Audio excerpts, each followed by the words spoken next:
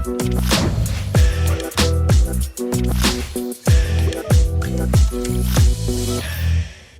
right, now here we go.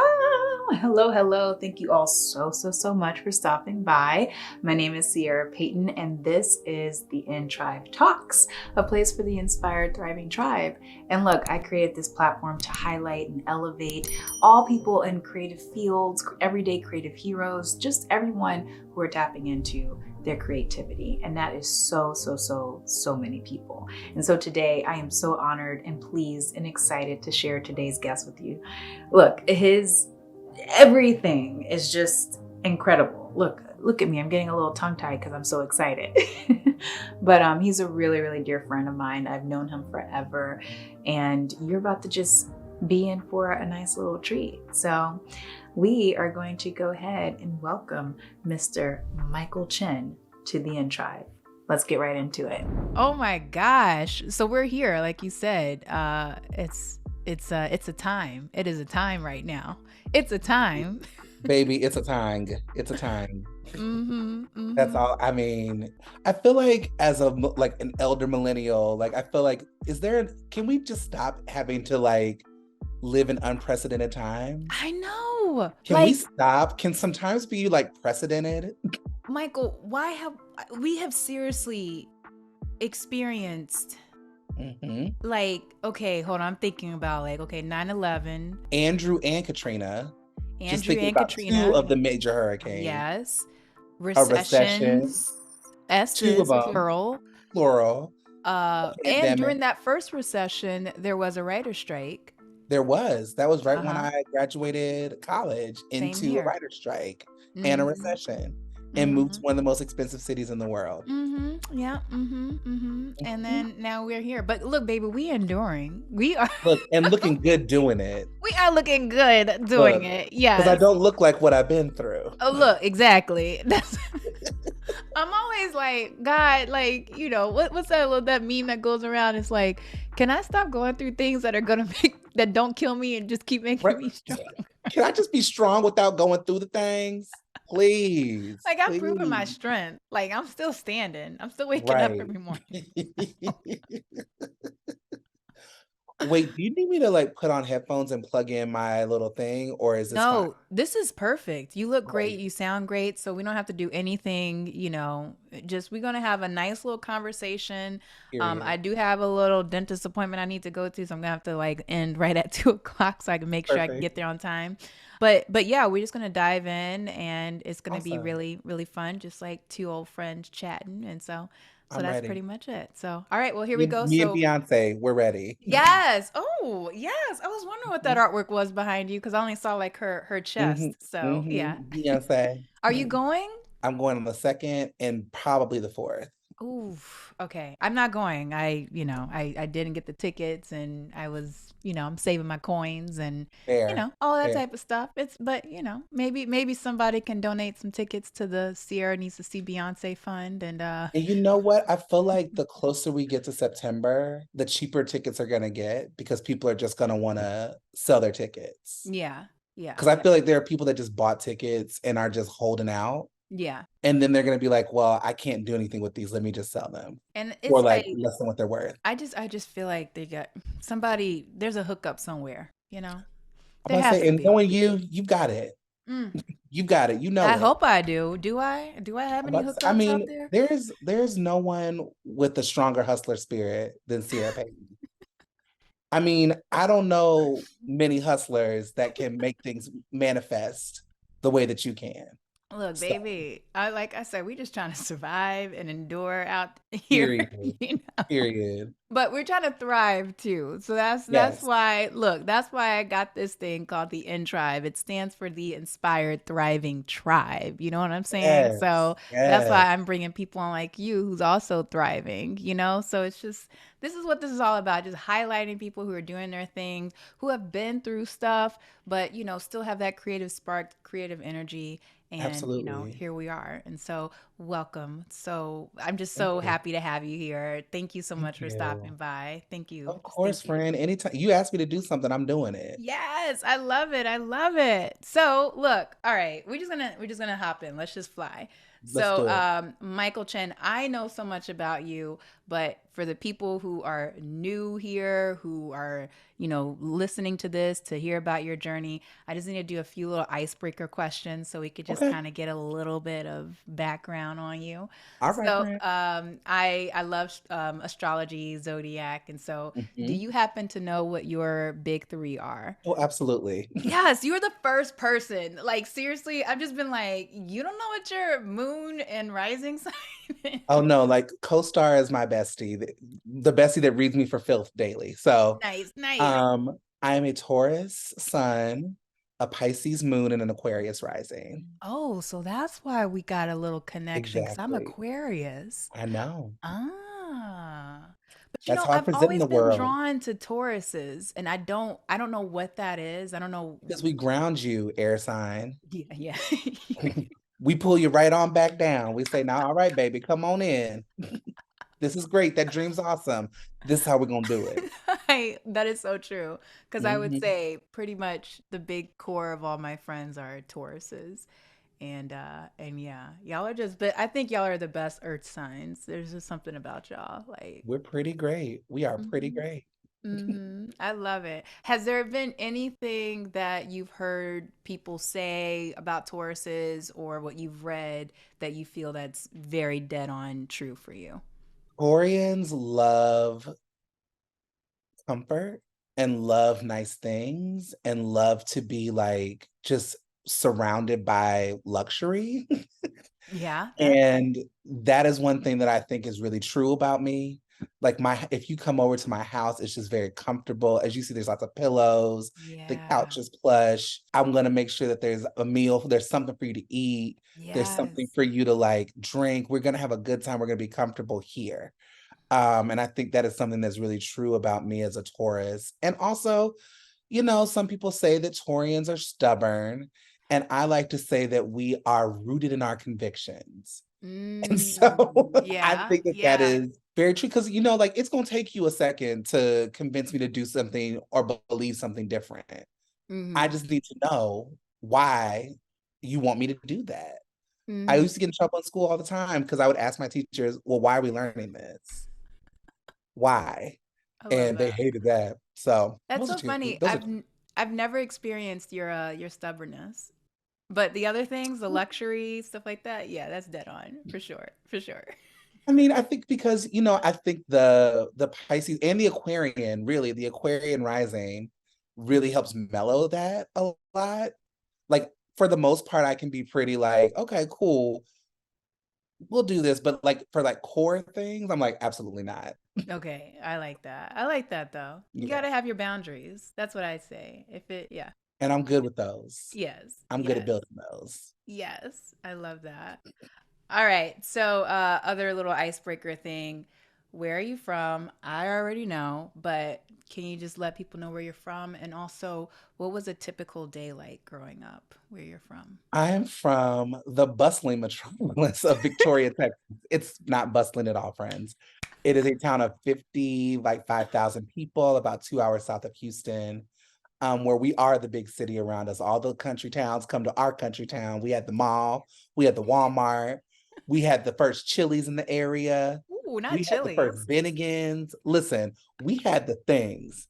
Um, but Victoria to me, it's an amazing place to be from because it was quintessential American small town life. So like our town shut down on Fridays in the fall for football games. Like we Mm. had, Wow. Our Juneteenth festival. We before Juneteenth was like a buzzword for the country. Wow.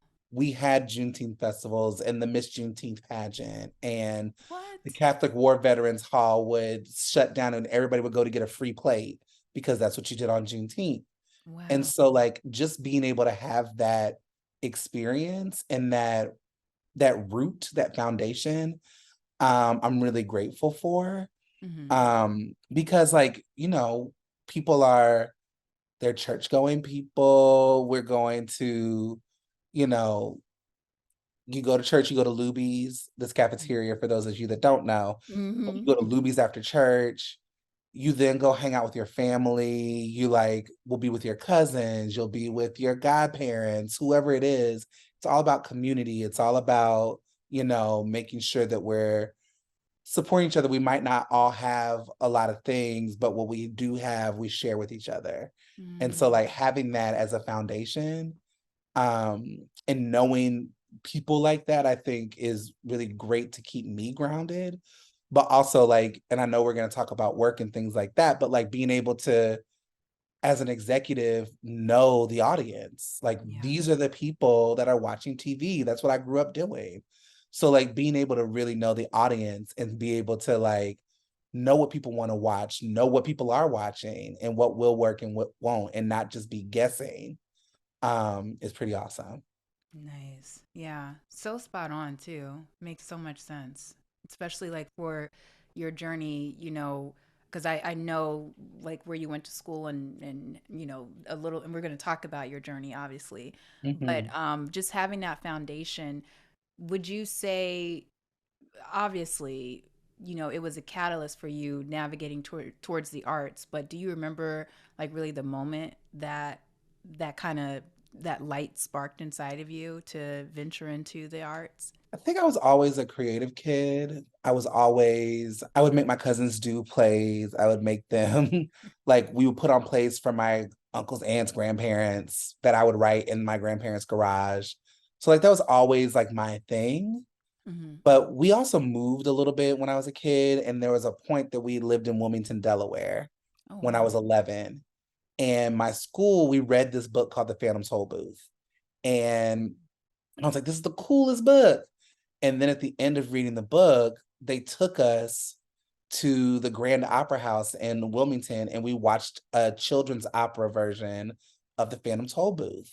Wow. And so we saw there was a kid driving a car on the stage. There were like people flying. There's all these costumes. There was like, theater magic.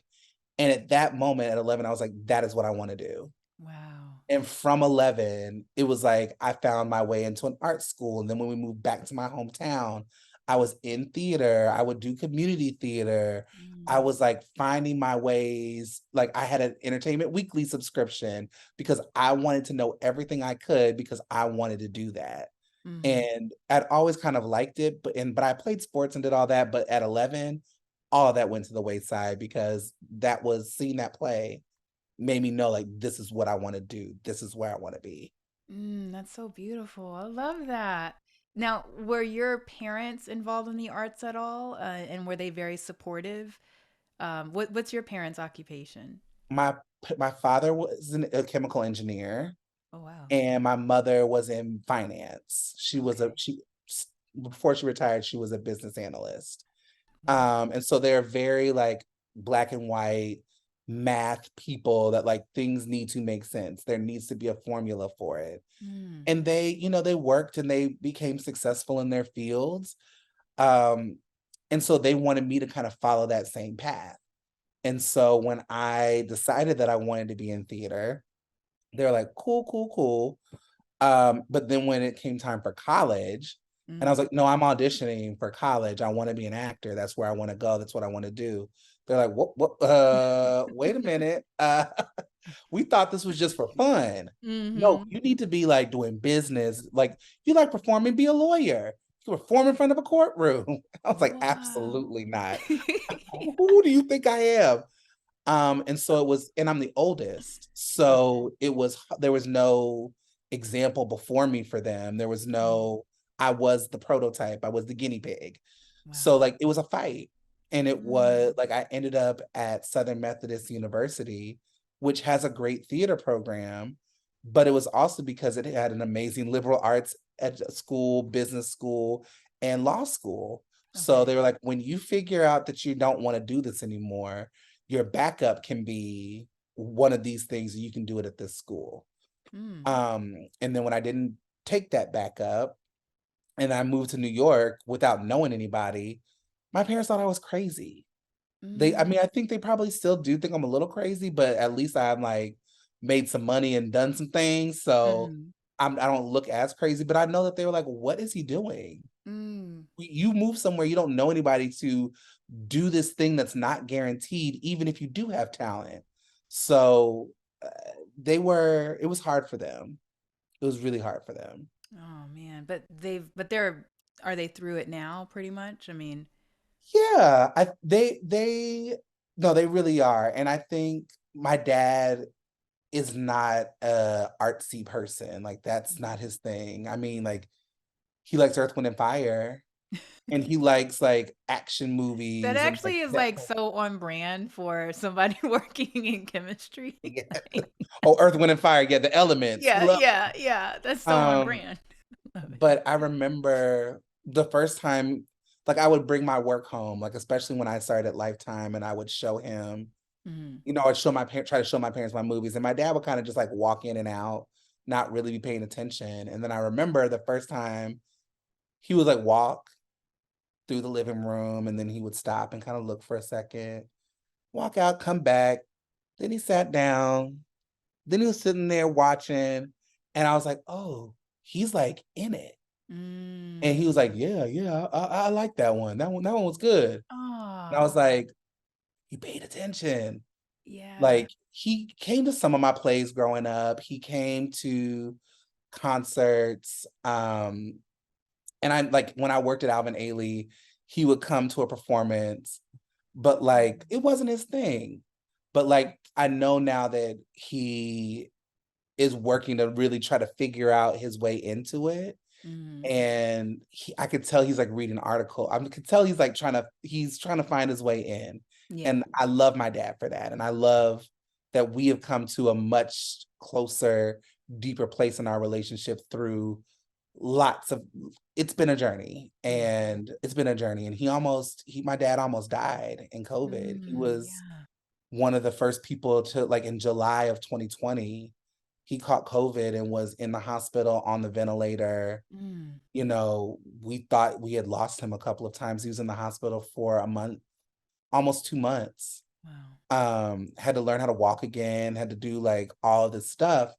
And I think that was a wake-up call for all of us, him included, about just what's important.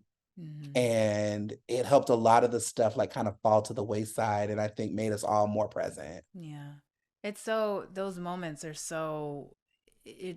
I mean, we can talk for hours on that, but I know what that's like and I so relate to that. And it's just Mhm. like, we as humans, we could be so complicated sometimes, but then when our mortality is like at the Yeah. stake, it's just like we just you just click in, and you're just like, "Oh wait, what was I tripping about?" And it all becomes so simple, and it all Mhm. becomes so clear, like the things that you care about, the things that matter, Yeah. and the things that like I don't even think about anymore because it doesn't like some of my past like hurts and like gripes and grievances and you did I was like, it doesn't matter. Because Mhm. when I got a call and my mom was like, didn't know, they were like, they think he had coded and she was Mm. trying to get information. And when I thought my father was no longer on this earth, Mm. and I thought that like I would never get the chance to talk to him again, see him again, like all of those things didn't really matter anymore. Mm. Like I felt like this immense like hurt, loss, like, and then when he was still here, I was like, well, it still doesn't matter anymore. Yeah. Because guess what? When I thought he wasn't here, none of like all of it flew out of my mind. Yeah. Yeah. Wow. Thank you for sharing that, Michael. For Not sure. well, wow. Of course, with Ciera, we gonna get Yeah, we deep. gonna get deep. You got me getting chills over here. All right, we gonna get deep, baby. We gonna get deep. I did want to ask you though, when you were just talking about SMU, did you double major there?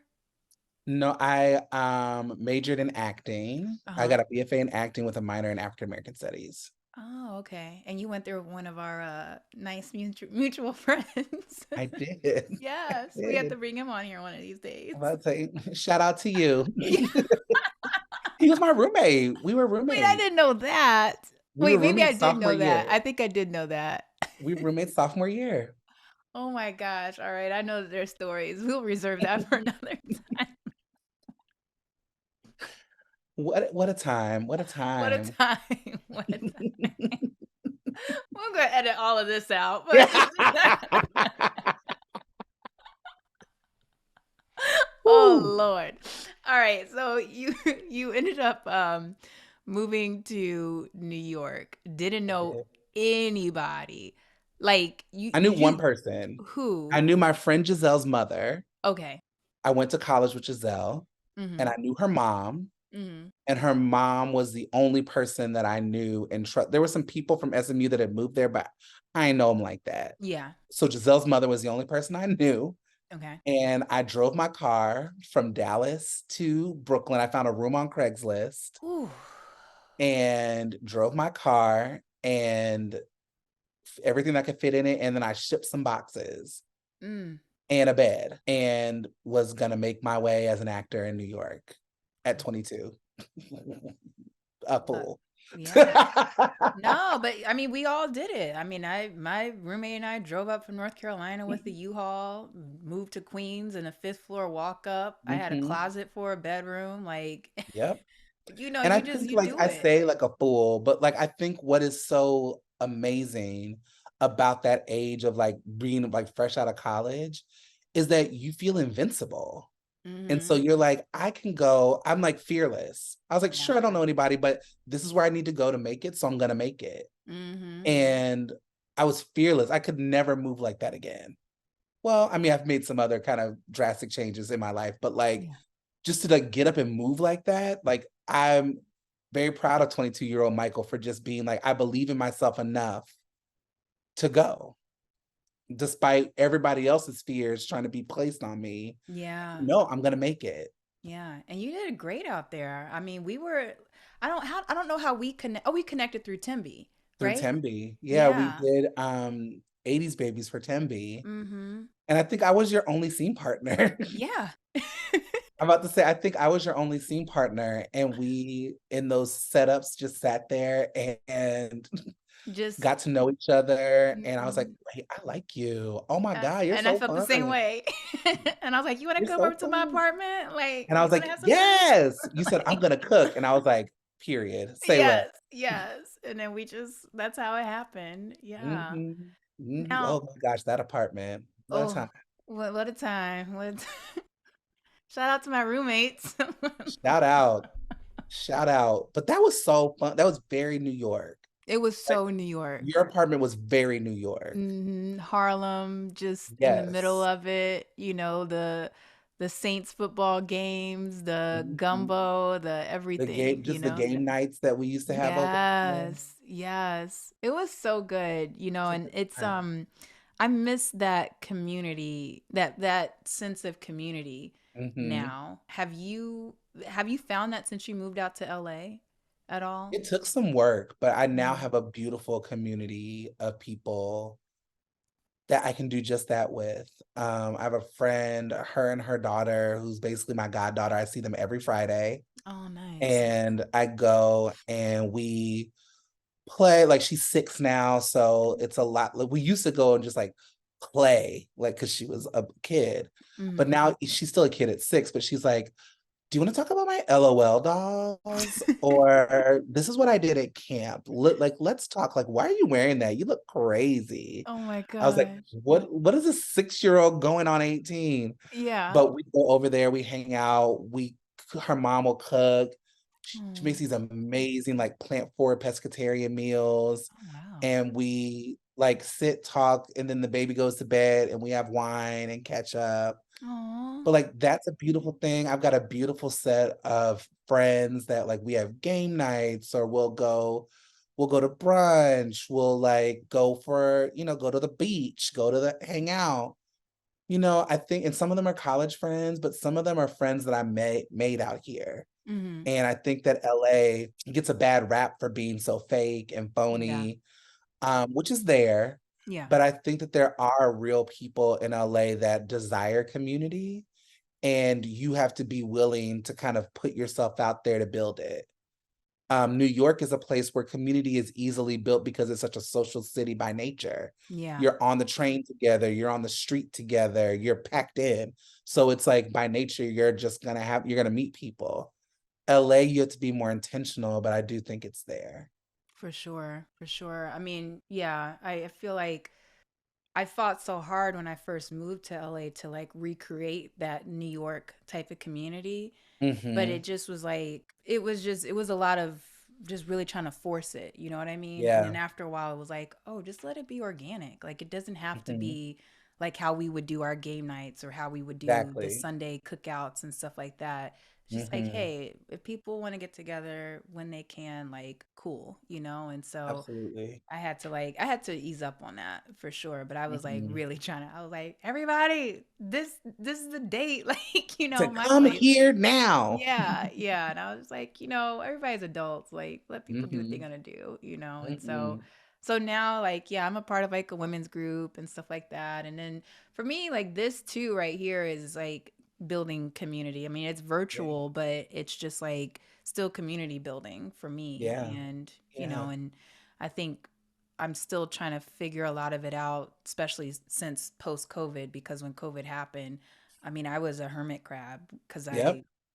I wanted to have a job. And so Mm-hmm. I was like, I'm just not going to get COVID. I'm not going to risk it. And so, Yep. you know, and here we are. So, And here we are, all yeah. coming out of it and all dealing with what that means to come out of that time of like self-isolation Mm-hmm. and like isolation for survival, not just health-wise, but work-wise. Yeah. So many people that had to stay away so that they could continue to work and not get sick and Mm-hmm. not bring sickness to their work because that's the only way that they can get paid. Yeah.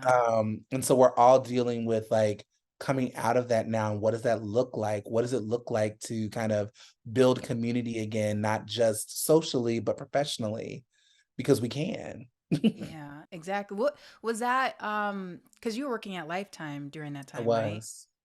Was that were you just really like conscious of that as well? Because I know, like in my position, it was so hard trying to tell people, like, yeah, we're all staying home. You know, people aren't going to offices, but no, I can't go to your baby shower. I can't Right. go, like, I'm trying to get a job right now, you know, like, but it was Yeah. really hard for people to understand that. And so, was there any of that type of just, you know, precaution going on with you at all during that time, I in terms of mean, work? yeah. I think that what my side of the entertainment industry during that time didn't slow down. We only got busier. Mm, Because we were trying to figure out how to get actors back to work. We like Lifetime was one of the first places to really get back rolling and figuring out COVID protocols and figuring out how to have safe sets and what COVID compliance looks like, what insurance looks like. And so like we were so busy, mm, right? Like it seemed to amp up. And then because everyone was home, everyone wanted to develop things. Everyone wanted to pitch something. And so we were just inundated with content to evaluate. wow. But part of that was you had to like, because we were working fully remote then. And since we were non-essential for set, we weren't going on set. But if we got sick, that's 2+ weeks that somebody is dropping the ball and Yeah. someone has to pick up that work. And so we were like still also being very vigilant because we couldn't afford to get sick either. Yeah. Not just health, but like the work could not contain us being sick. So we Hmm. had to be just as stringent as the people that were actually going to set. Because if we weren't there to kind of approve or make sure that money was being allocated correctly and that people were getting their contracts and payments in a timely manner, people weren't getting paid, people weren't, Yeah. decisions weren't being made, and that's more money that was then being spent. So it was a different type of vigilance for a different reason, but we were also being hyper vigilant.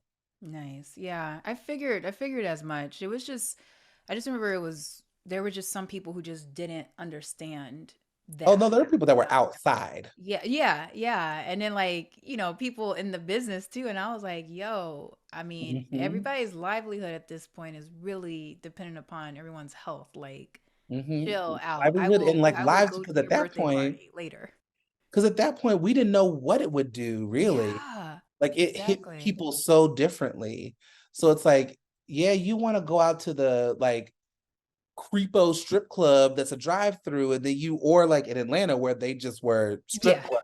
They just didn't And care. I'm like, I was like, you're getting that booty clapped in your face and now you're coughing on me. Yeah. And I don't know I don't want that. No. Because I remember like it was 2020, like deep 2021 when I first went to a party. Like it was like an outdoor party, secret party. And I was like, oh my God. And like I went with my mask and me and my friend were like standing against the wall. We're like those fools on the dance floor. Yeah. What are they doing? I just remember being so illicit. And I was like, these people are going out all the time. That is so wild to me. It was so wild. No, I think the first time I went out was when we wrapped the Wendy Williams movie. And the cast and everybody on the production, we all went to get dinner. And it was just like, do we wear masks? Do we not? We've all been tested. We're all negative, And so I was just like, all right, cool, like just literally talking to people without mask on and stuff. I was like, this is so weird. But I was like, well, I just did a job.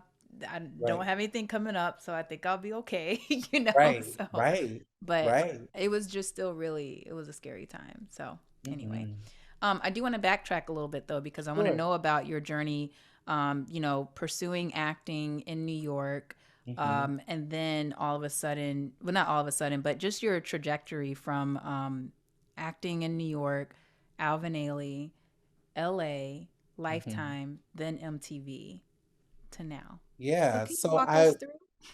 I showed up in New York and I was going to the drama bookstore and I would go and read backstage, but I would take my notebook because I couldn't afford to buy the paper. So I would go and like read it in there and just write down all of the EPAs, all of the open calls and like go on them. And when I graduated, they were starting to cast for this movie called Notorious about Biggie Smalls. And I was like, I'm fat, I'm Black, I could be Biggie Smalls. Let's do this. Yeah. But I couldn't find out where they were auditioning. And so I started to like research who the casting director was. And they said that the casting directors were Tracy Twinkie Bird and Wendy McKenzie was the New York casting director. So I found Wendy's email address and I made a new email, submitted a client, which was me for the role. And I got an appointment and I was like, okay, so I had to like prepare a scene. And Warning, I had to do the first verse of Warning. Wow. So I was practicing, I was ready. I go into the audition, I do it, and was told I was too cute and too country to be Biggie. And I was like, well, I can be less country. Like, I don't know. But then she was like, how did you get into, like, who's your rep? And I was like, and I was, a country kid from Texas. So I thought I was going to get in trouble. So I told her the truth. And she was like, you looked at my email address? That's resourceful. And I was like, thank you. She was like, would you want to be an intern for me just to kind of learn the industry? And I was like, sure. When do you want me to start? She's like, can you start now? So I started as her intern and As then Twinkies intern or Wendy. Wendy, and then Miss Twinkie came into town a couple days later and I met Wow. the full personality that is Yeah. Tracy Twinkie Bird. Uh-huh. Who, if you don't know, is just a like larger than life, big, bright presence. Like she comes into a room and she's there. Yeah. But I was obsessed. I was obsessed with her. I was obsessed with the other side of the table as an actor. Getting to see what happens in the room after you leave was just like mind blowing. And everybody in Black Hollywood wanted to be in this movie. Yeah. So everybody was auditioning for the movie, and to be able to sit and look at all of these people that I'd watched on TV and film be auditioners just like everybody else was a masterclass. I wish that there is a way to show Viola Davis auditioned for the movie to play Mrs. Wallace, Christopher's mom. And her audition was a masterclass. Wow. I used to go back and watch that audition over and over again. What? Because Oh, you just got to share watching that with her me. work, it was amazing. But this was 2007, internships were free. And so I was there from 8 in the morning till 10 at night. So I couldn't really get a job. So I was like, okay, I've got to make myself indispensable to her so she'll hire me. So for the next week or two, I was like, anything she needed, she had. I made myself so indispensable to her. And then I told her, Miss Swinky, this has been so great, but I've got to go get a job. So I got to leave. And she was like, absolutely not. What do you mean? Let me call them. And she called Fox Searchlight and they gave her the budget to hire me as her assistant. And Wow. Oh my so I gosh. worked for Twinkie Bird as her assistant, um, off and on for a number of years. Anytime she needed somebody in New York, I was her assistant. And I just learned so much from her. I learned so much about the business from working under her. And I still talk to her to this day. I talk to her at least once or twice a week. Oh. She is such a like an amazing human being. Um, that is now moving into producing and directing. But anyway, she's a great Mhm. person. Shout out to Twinkie Um, Bird, by the way. Like she's a legend. she's been doing this forever and I love her. She's a And shout out to legend. her for giving you that opportunity. Like, yes.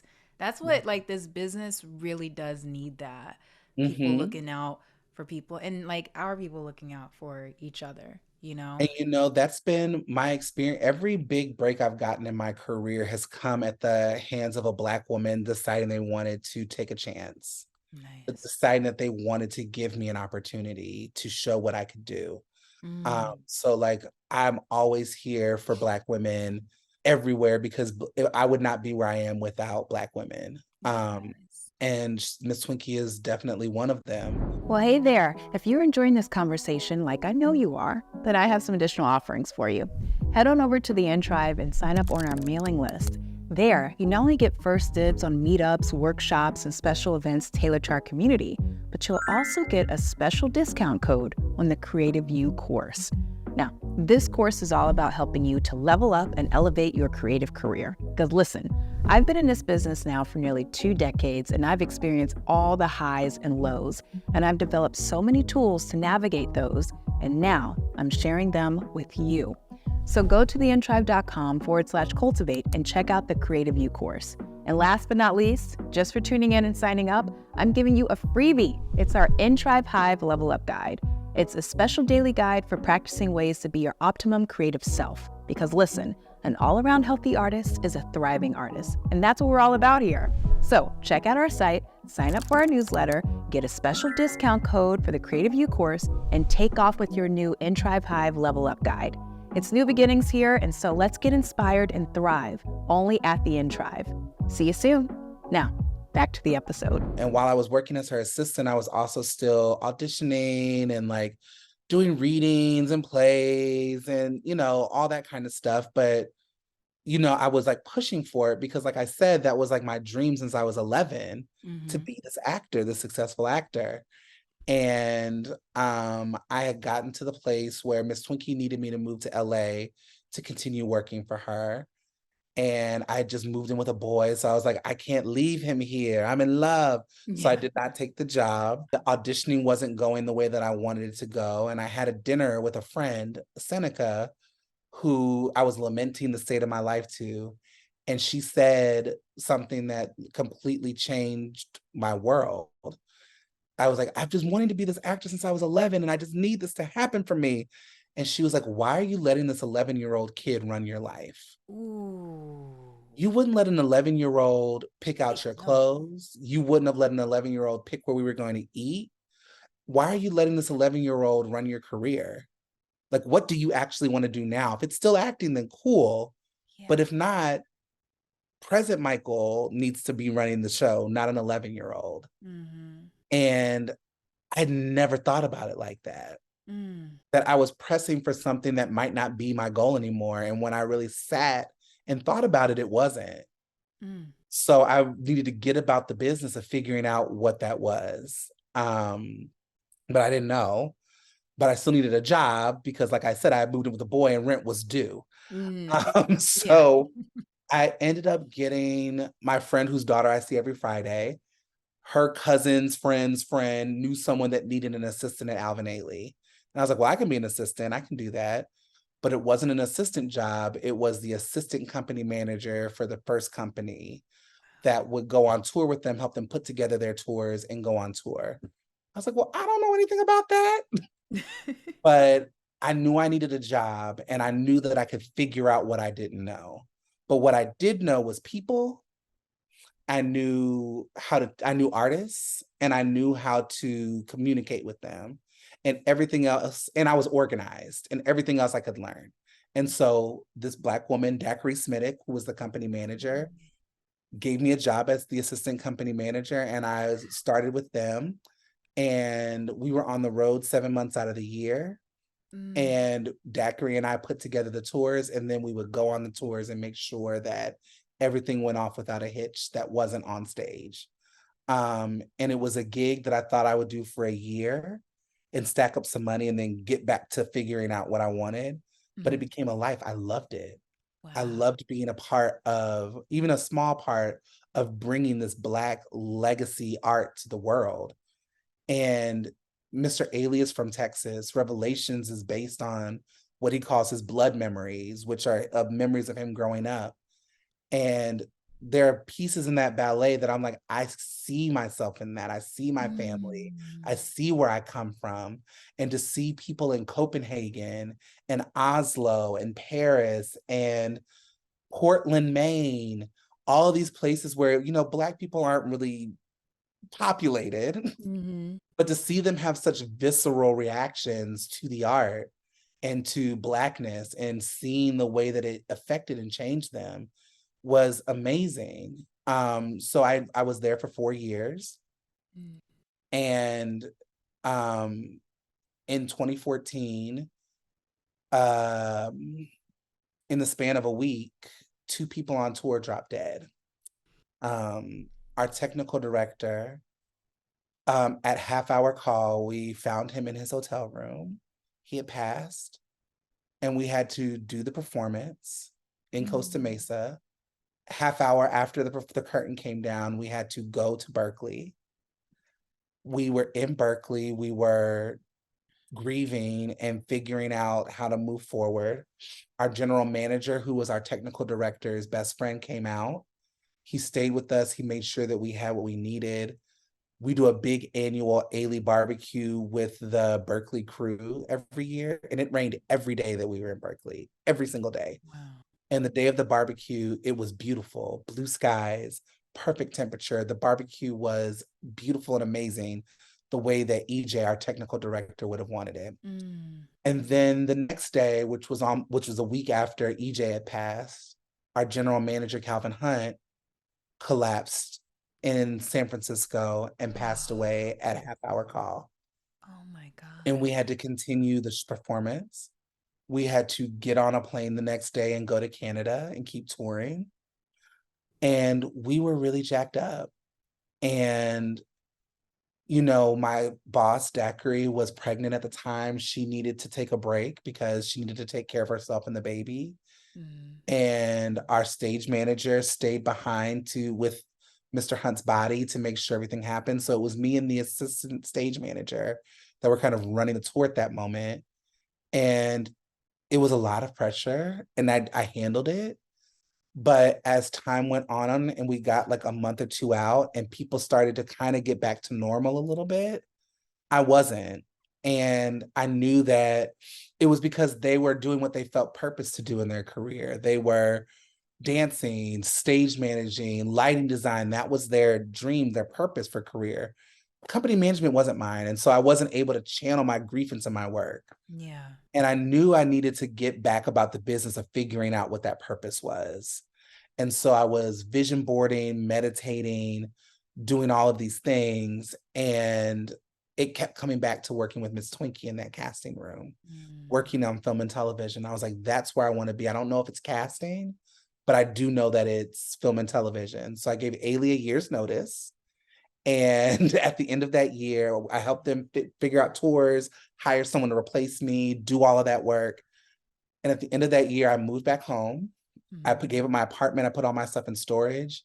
And I was living off of a savings account and a credit card, flying out to LA, back to New York, talking to anyone I could that worked in television and film to figure out what they did, what my path in could be. And I was 30. I had just turned 30.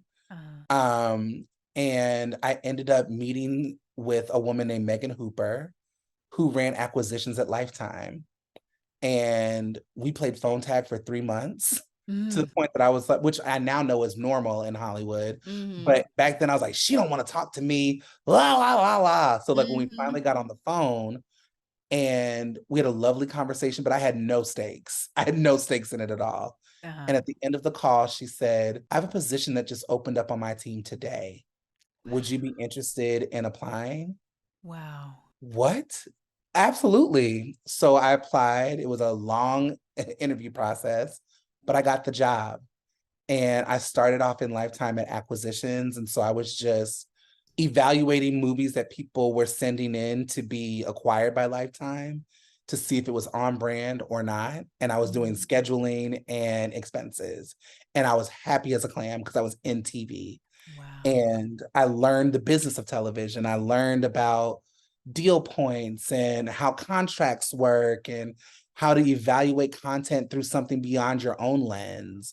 Like I learned all of those like really businessy things, but I knew that I was a creative. I knew that I didn't miss acting anymore, but I missed being creative. And so I started to hustle my way over from being on the acquisitions team to being on the originals team. And I eventually became a junior executive at Lifetime and had my own slate of movies, which of course I was like, they're going to be Black as hell. So, and the big one that I worked on was the Clark Sisters. And that broke some records. It was the #1 movie in all of television in 2020. Yeah. And it was Lifetime's biggest hit in 4 years. It was seen by over 13 million people. Yeah. And then the second highest rated movie in all of television that year was Robin Roberts presents Stolen by My Mother, a Kamaya Mobley story that starred Niecy Nash. And that was my project as well. So I had some success there. Which I think I auditioned for that. I think I was You like the did. attorney or something. Oh, you saw did you see I my did. tape? I did. Oh, Lord. Did. Okay. That was a 17-page audition, by the way. I know. And you know what's interesting is that like as someone that worked, I was like, why are these, I've never understood people that needed that much. I never understood people that needed that much of a tape from people. Oh, yeah.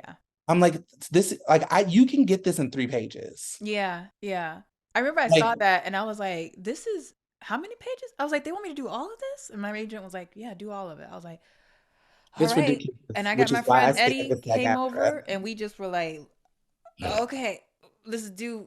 Like, I was like, let's just do. Which is why again I stand with SAG-AFTRA in this one, that because that's one of the points in this, stalemate right now is like audition reform and making sure that we're being respectful of people's time, energy, and bandwidth in asking them to do auditions. It's like it's ridiculous. And I really hope we get to a fair, equitable deal for both the writers and the actors and the Teamsters, everybody, because everyone needs to get back to work. For sure. Yeah, but I was going to ask you about that, but I want you to finish telling your journey too, because so I had the success. I worked on over 50 movies while I was at Lifetime in 5 years. And you had some say and everything in the Wendy Williams movie. You were involved in that. So I did. Thank you. Shout out to you on that. So yeah. I did. I remember when you first came up for the role, and because of your schedule, like things weren't gonna work. Oh Lord, that's a whole. And then but then the movie got shut down because of everything going on.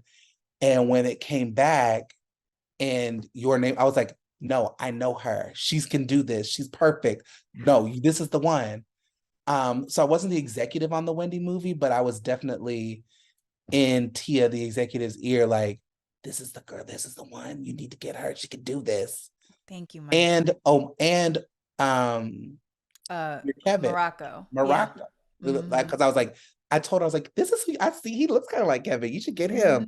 Lo and behold. There you go. Thank you for being that voice in the room, though. You know what I'm saying? Because it's like so many actors, we we're praying and hoping that somebody's in those rooms just like whispering our names or just looking out for us in some type of capacity. And thank you for being that You're for welcome. me. You're Like welcome. seriously, that changed my life. And so I appreciate you doing that. And you slayed that, friend. I mean, I know I told you privately, but like publicly, you Oh, slayed that.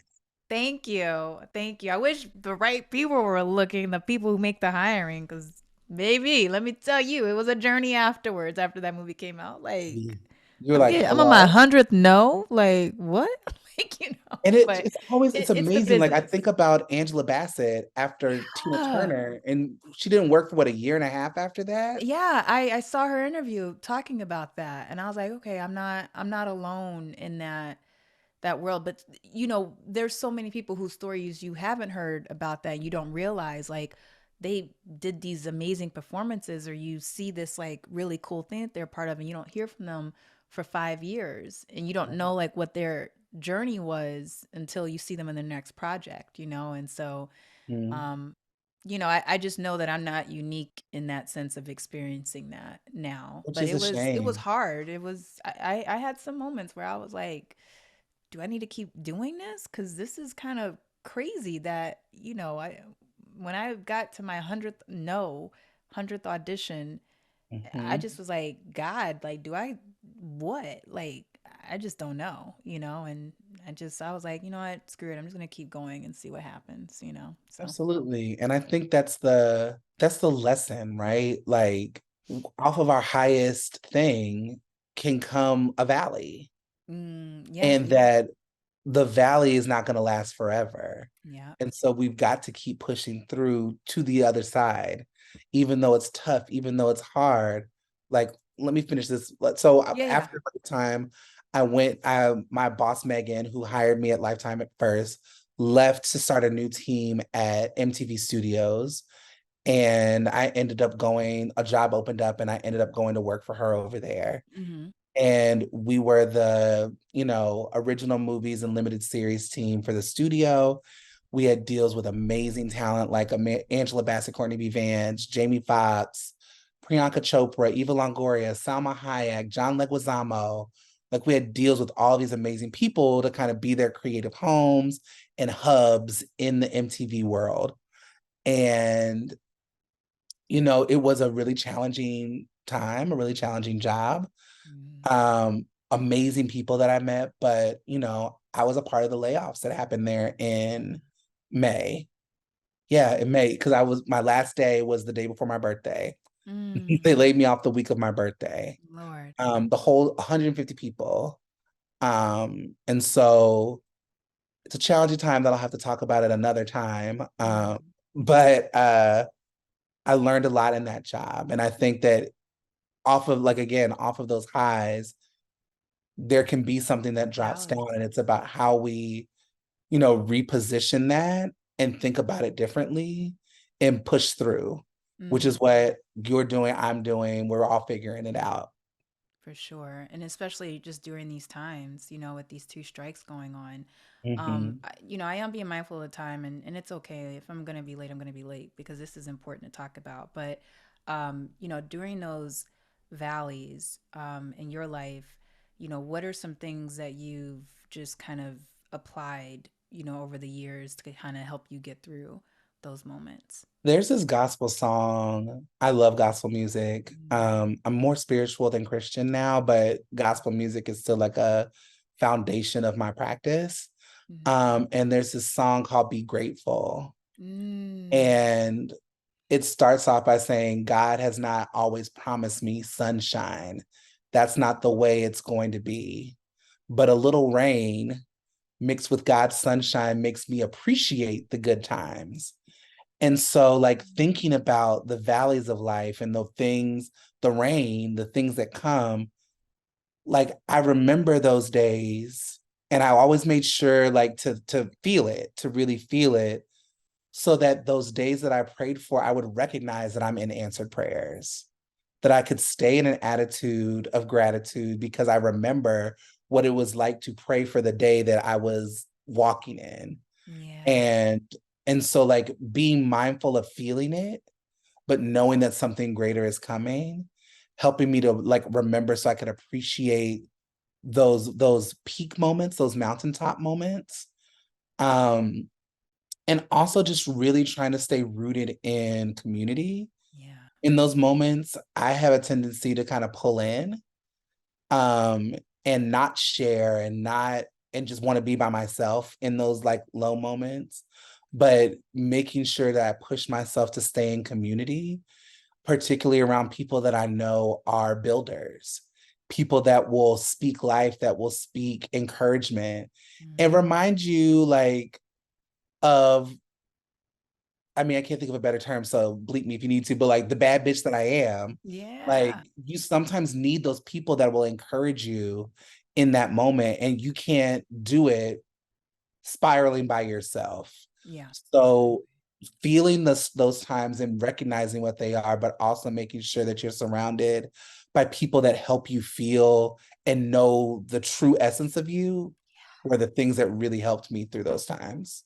Oh, for sure. I mean, I so relate to that. So relate to that on all Hmm. fronts, being like reclusive and then like getting with the right people, calling your mama, like, just being, Period. yeah, yeah, because you need that. Like this, Hmm. it's what's come to the forefront a lot with these strikes too is, the public kind of seeing like peeping on the outside and be like, oh, those actors and writers are so spoiled. Like, I saw somebody be like, why don't they just get a real job? And it's just like, it's, we can, there's a lot of stuff to lament and complain about with this, business and this job, but like I just say there's just something to be said for creatives, no matter what your position is in this business, but you're somebody that went for it and say, like, I'm going to just go and pursue a career in the creative arts, however that is, because I Absolutely. have a passion for it.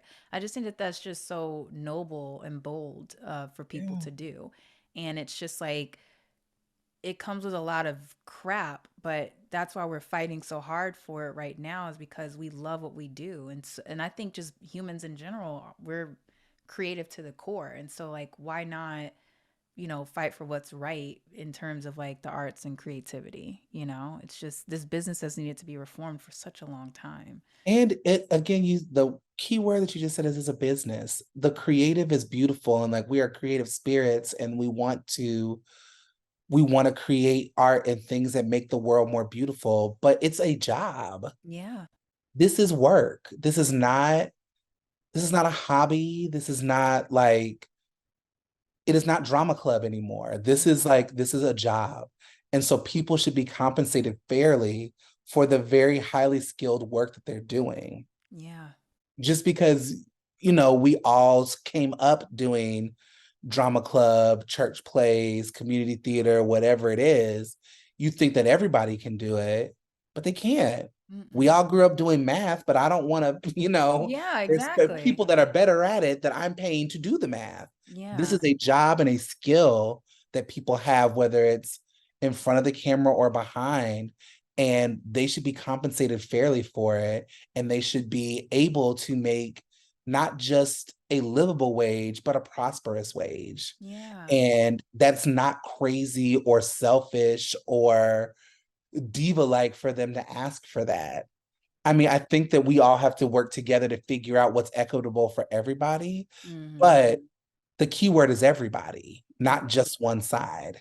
And I think right now it feels very one-sided. And hopefully, the powers that be can kind of take a breath, not think so emotionally, and not think so like up here with it, and kind of start to listen and hear and find ways to think creatively to solve the issues and the challenges. For sure. And, also, all the AI talk, it's like, I just think it's just, I keep saying this over and over, but it's so dangerous to be introducing these like AI ideas or reducing talent down to AI. And Mhm. just because, first of all, we don't know how dangerous this could be down the line. It's just way Mhm. too soon to be doing that. But also, I mean, like you said, it's just, I mean, it's a job. I mean, we came out here to do this, and not everyone can do certain aspects of it. And Mhm. so it's just really, I don't know, I just feel like it's inhumane to be like, all right, let's talk about scanning you guys and like having you work one time and we can duplicate your performance in so many different ways for so many different things. And I understand, and I'm sure you on the studio side like understand the notion of like trying to save money or whatever, but it's just like Absolutely. at the end of the day, it's like, man, you're gonna X out a whole profession by doing that, And friend, hot take, it's not that they're going to start, it's been happening. Like yes, AI ain't yes, new. yes. I mean, let's look at Avatar. Yeah, Like AI is not new. exactly. Um, but I think that there's some really awesome things that can come from it Yeah, and because it's some not ways gonna go to anywhere. help people. Yeah, Right. There's some ways to really like take the acting craft to the next level, but it should not be at the expense of the actors. yeah. Like, who thought it was a good idea to say, we're going to get a background actor and we're going to scan them once and then we can use their image in perpetuity and they don't get paid for that? Who thought that was a good idea? I mean, they That thought that it makes was a no really good sense. idea because they probably were like looking at the bottom line. But at the end of the day, it's like, man, like y'all going after the background actors with that stuff. Like, it's just not It's right at the end of dumb. the day, Yeah, it's dumb. It's Yeah. as Gloria in Waiting to Exhale said, it's stupid. It's stupid and it's childish. Stop. Don't quote Gloria now. Oh Lord. I love it. Okay, all right. Look, we could sit on this for hours. You already know you Yeah, and I can have some epic conversations, we and we can. will we will do this Yes, again. Like, yes, don't worry, we're gonna do this again because I want to know so much more, and I want everybody else to know so much more about you. yes. But I'll be back anytime. yes, for sure. But I do. We're gonna start closing out, but I have this little thing where I'm asking the previous guest to ask the next guest a question. And Okay, so you have a question that someone asked you, and then I need you to have a question for the next guest. And okay, so the previous guest here, and it's funny because you talked about this already, but we're just going to dive in a little bit more. They wanted to know, as a child, did you ever see yourself being where you are right now? That's their question. Yes and no. Okay. I saw myself being someone that made a difference in the industry that was, like someone that had something to say and that say would be heard. Mm-hmm. But I didn't know that my job existed. I didn't know what a development executive was. I didn't know what an executive was. So like I didn't know that this was a job that someone could even have. But I did know that I was going to be somebody that was going to have something to say that would be listened to. That I did know. Mm. I didn't always believe it, but I knew it. Um, so yeah. Ooh, I love that. All right, little Michael. I like that. Little Mychael was a force. I feel bad for Well, my parents. but growing up, Michael was a force too. So thank you for bringing all of that Tauran energy into this world. I Yes, love it. So, yes. so what is your question for the next guest? My question is, what are the things in your career that bring you joy? Mm. I think we get so caught up in like the work of it all and the like, I've got to do this, I've got to do that. But like, what is it that keeps you going back? What brings you joy? Okay, I love that. Thank you. Thank you so much, Michael. I'm so happy that Yay. you took some time out to come chat with me. Now, Yes, for anytime. all the folks that are watching, where can they find you? Where can they keep up with you? On Instagram, I'm Mychael Chinn, MychaelChinn. And on Twitter, I'm Mychael G Chinn. Mm-hmm. Those are probably the best two places. I am on TikTok as a Netflix, not as a social media site. I just use it as a Yeah. streaming service, so you won't see Yeah. anything there. But those are probably the best two places to find me, anything that's going on with me, and just what I think about the world.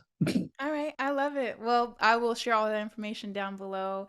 And again, Michael, thank you so much for So stopping welcome. by. I so love you. I can't wait to see you Love again you. soon and give you a big old hug. So Yes, we need another sandwich and salad date. we will, and I'll come out to you. So let's I'm make about, that no, I'm happen. supposed to be coming out to you. Yeah, to the metropolis that is Santa Clarita. I was supposed to Yes. be coming to see what Santa Clarita had to offer. All right, we're gonna make that happen. It's Yes. gonna be before the end of the summer. You're gonna come out here for sure. So. All right, Mychael. Well, I love you, and I love you. I will talk to you soon. All right, friend.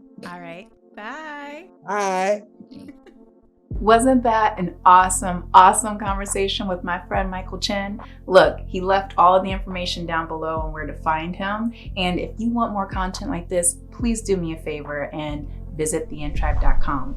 Articles, workshops, courses, more podcast interviews, and the membership is right there for you. So I'll see you over there. But until then, keep inspiring and keep thriving, and know that I love you. Bye.